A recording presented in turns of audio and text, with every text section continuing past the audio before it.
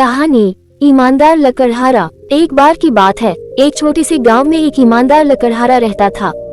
वह अपनी मेहनत और ईमानदारी से अपना गुजारा करता था।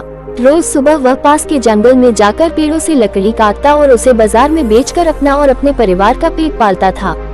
एक दिन जब वह नदी के किनारे एक पेड़ काट रहा था, अचानक उसकी कुल्हाड़ी हाथ से फिसलकर नदी में गिर गई।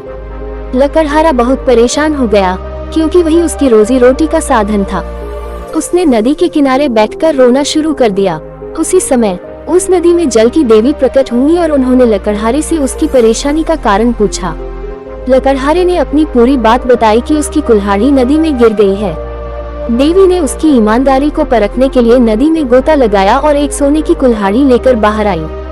उन्होंने लकड़हारे से पूछा, क्या ये तुम्हारी कुल्हाड़ी है? लकड़हारे ने तुरंत कहा, नहीं, यह मेरी कुल्हाड़ी नहीं है। इसके बाद देवी ने दूसरी बार गोता लगाया और एक चांदी की कुल्हाड़ी लेकर आई। उन्होंने फिर पूछा, क्या ये तुम्हारी कुल्हाड़ी है? लकड़हारे ने फिर से कहा, नहीं, ये भी मेरी कुल्हाड़ी नहीं है। आखिरकार देवी ने तीसरी बार गोता लगाया और लकड़हारे की असली लोहे की कुल्हाड़ी लेकर बाहर आई। जब उन्होंने लकड़हारे से पूछा, क्या ये तुम्हारी कुल्हाड़ी है? तो लकड़हारे ने खुश होकर कहा, हाँ, यह मेरी कुल्हाड़ी है। लकड़हारे की ईमानदारी से प्रभावित होकर देवी ने उसे उसकी लोहे की कुल्हाड़ी के साथ साथ सोने और चांदी की कुल्हाड़ी भी दे दी।